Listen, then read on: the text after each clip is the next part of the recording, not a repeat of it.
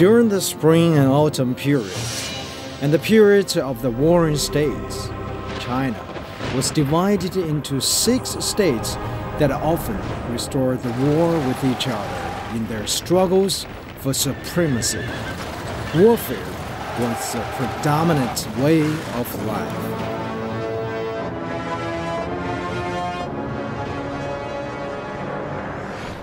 In 221 BC, Chinese first emperor Qin Shi Huang united China, built his kingdom, that's Qin Dynasty. Qin's culture and history affected China in a great deal, such as terracotta warriors. We still can see that in today's museum in China. And also, there is only one city connected to his name, that city named Qinhuangdao. Welcome to Travelogue. My name is Chen Lei, and welcome back to our culture and historical series. Let's go to experience Qin Dynasty through the Great Wall. The king of the Qin state, Yingzheng, conquered the other 6 kingdoms through 10 years of wars and brought an end to the warring states period in 221 BC. He built up the Qin Dynasty, the first unified, multinational, power-centralized state in Chinese history, by making Xianyang, a city near today's Xi'an City in the Shanxi province, his capital city. Although Qin is a short dynasty with a span of only 15 years, it started off a 2,000 years long imperial history in China and exerted a far-reaching influence on the subsequent dynasties. Qin Emperor lived from 259 BC to 210 BC. He was crowned at the age of 13 after his king father died. After Qin Shi Huang unified China, he made many tours of inspection around the country. He visited Hebei 3 times and once reached Qinhuangdao City. Qinhuangdao, located in the northeast of China's capital city, Beijing. It is about 300 kilometers between the 2 cities. Qinhuangdao got its name just because Emperor Qin Shi Huang once visited it. In Chinese, Qin refers to Qin Dynasty. Huang means an emperor, and Dao an island. The name Qinhuangdao in English means an island that Emperor Qin Shi Huang of the Qin Dynasty once visited. Except for frontiers in the west, southwest, and northeast, Qin's territory has been kept fairly intact up to the present date. For the past 2,000-some years in Chinese history, the Great Wall has been destroyed by civil wars many times. But since the Qin Dynasty, as a matter of fact, they started to rebuild the Great Wall. After that, few dynasties, every dynasty that rebuild, reconstruct the Great Wall.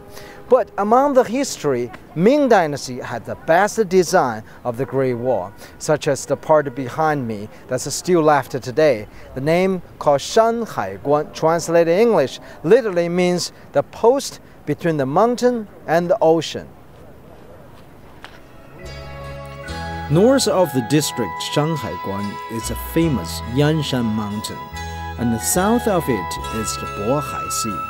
And in between the mountain and sea, located critical paths where the Great Wall post was built. The Great Wall in the eastern part of China was expanded in the Ming Dynasty, in addition to the inner Great Walls built earlier and further south. Hebei has a total length of Great Walls as long as 2,000 kilometers. The enlargement of Qin territory was aided by frequent military expeditions, pushing forward the frontiers in the north. to fend off barbarians' intrusion. The strengthening walls built by the various warring states were connected to make a 5,000-kilometer-long Great Wall. What is commonly referred to as the Great Wall is actually 4 Great Walls rebuilt or extended during the Western Han, Sui, Qin, and Ming periods, rather than a single continuous wall.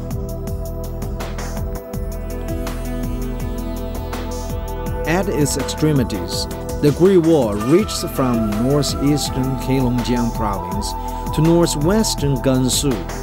A number of public works projects were also undertaken to consolidate and strengthen imperial rule. These activities required enormous levies of manpower and resources, as well as repressive measures. Laolongtou, a place where the Great Wall meets the ocean, the outstanding post at this area called Shan Hai Guan, known as the first pass under heaven.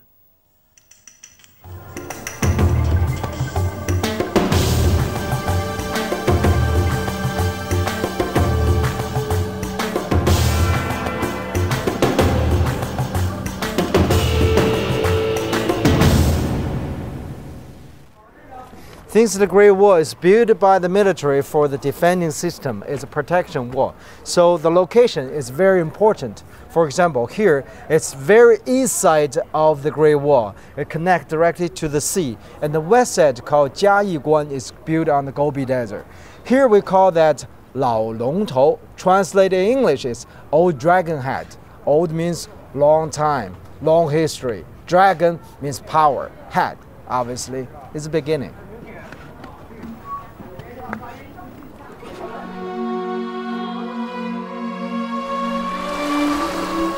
A large number of brick kilns for the construction of the Great Wall during the Ming Dynasty were recently discovered near the starting point of the wall. As of present, 48 brick kilns had been unearthed in Baichangyu village, which is 28 kilometers from Qinhuangdao. Experts believe that the kilns were used to make bricks for the Great Wall. They are the oldest kilns of this type ever to be discovered in China.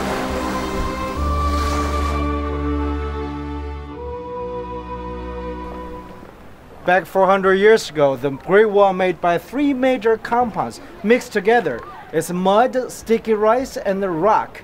And actually, a few hundred years ago in Qin Dynasty, they started to use some materials similar like that. And this is the final product.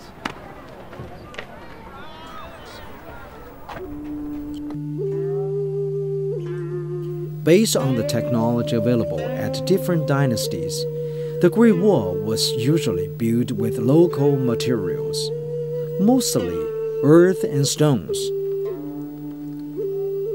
Natural terrain such as mountain ridges was often taken advantage of to form part of the wall. West Han Dynasty, for example, used sand and crushed stones filled with layers of reeds or tamarisk twigs to build the wall in grassland and desert areas that are subject to strong wind erosion. This map indicates that Qin Great Wall is only a few hundred kilometers away from Shan Hai Guan. Emperor Qin sent out his military, pushed the Xiongnu away from south of Yellow River to the north, then used Yan and Zhao Kingdom to rebuild the Great Wall and connect the 2 kingdoms together. The Great Wall is not just a wall. Other defensive works such as forts, passes, and beacon towers were built along the wall to house soldiers, stone grains, or weapons, and transmit military information. As a product of the clashes between the agriculture and the nomadic economics, the Great Wall provided protecting to the economic development and the cultural progress, safeguard the trading routes such as the Silk Road. Qin Emperor gathered hundreds of thousands laborers to construct the Great Wall. It took years with civil and military force to build the wall. Many people spent their lifetime at the wall, and many myth stories happened at the wall as well.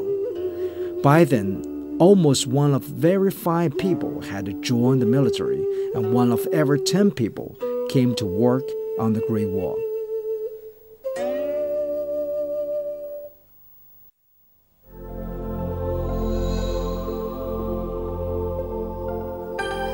After China was unified, Qin Shi Huang ordered the members of the former royal houses of the conquered state to move to Xianyang, the capital city of Qin, so they will be kept under the tight surveillance for rebellious activities.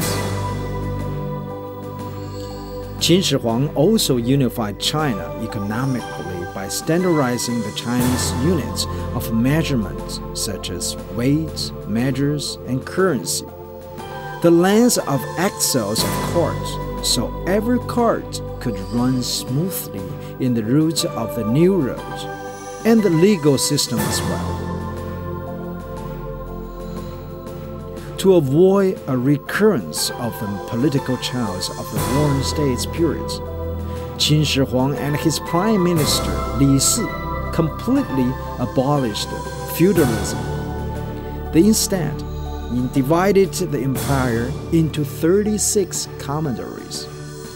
Power in the commanderies was in the hands of governors dismissed at will by the central government. Civilian and military powers were also separated to avoid too much power falling in the hand of a single civil servant. Thus, each commandery was run by a civilian governor, assisted by the military governor as well.